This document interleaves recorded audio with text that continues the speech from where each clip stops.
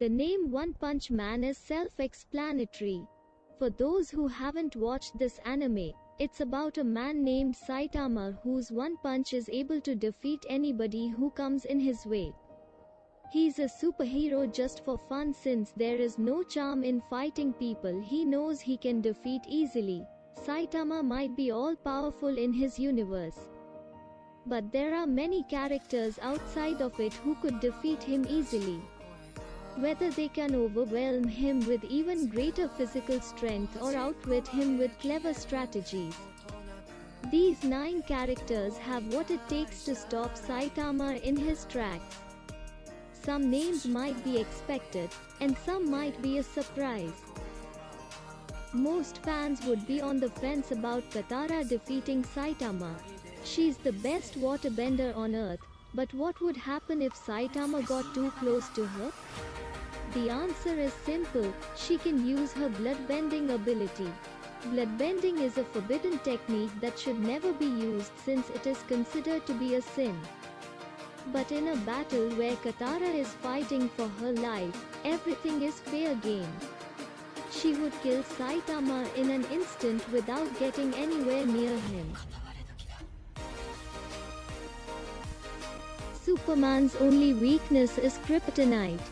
If Saitama is unaware of this very crucial fact, there is very little he can do to defeat Superman.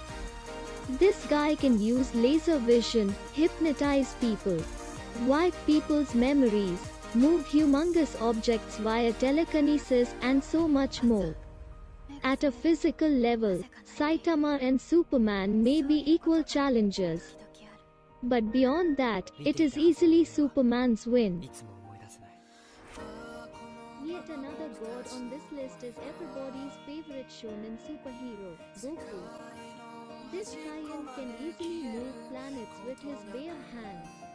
Saitama might be powerful, but even his physical strength cannot match Goku's strength. It's fun to pit Saitama against magicians and supernatural beings. But what can he do when he's pit against a literal isekai god?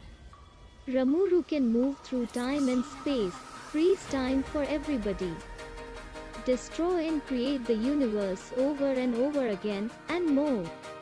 Even at his quickest, Saitama's pace would feel slower than the pace of a snail for a god like Rimuru. How exactly can Saitama defeat someone who is so overwhelmingly powerful? Pre-God work, Griffith was just an unusually gifted mercenary. Sure, he had skills and talent, but he was ultimately a human being. However, the moment Griffith became Femto is when everything changed. He's blessed with a plethora of powers. The most effective one he can use against Saitama's punches would be the ability to manipulate causality itself. Here, no physical attack can touch him, which means he would basically come out unharmed. Sometimes the best battle fought is one that isn't fought at all. Light Yagami's Death Note is the ultimate weapon he has with him. Basically, all he has to do is lift his fingers, jot down Saitama's name, and Saitama would be dead. Sure, Saitama can chase Light down the streets in typical shonen style. But Light is way too smart and cunning to let a simpleton like Saitama catch him so easily. Perhaps one person who can easily defeat a parody superhero is another parody superhero. Saki Kusuo's powers are so numerous that even the manga adaptation is unable to list all of them. While Saitama's powers are physical, Saiki's powers transcend the physical: teleportation, mind control ability, altering people's memories, or even cursing people with misfortune. Saki can do it all. Saitama might be able to fight them one at a time, but he'd stand no chance against all of them at once. Accelerator's ability is to control vectors.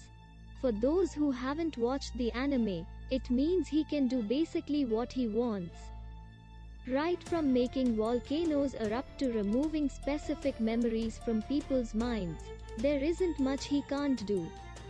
His defense mechanism against Saitama, assuming Saitama would even be able to land a punch on him, would be his impenetrable barrier. This barrier has the ability to reverse all vectors that cross his path, which would include Saitama's mighty punch as well. Saitama is a very physical superhero, where the only way he can defeat someone is by physically punching them. What would happen if his opponent is someone who doesn't need to be near him to defeat him? Saitama isn't built to conquer magic, chakras, energy, or even traveling through dimensions in an instant.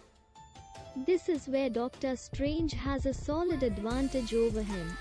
Think about it, what can Saitama do if Strange decides to dump him in an alternate reality where there's no food or water for him to live on?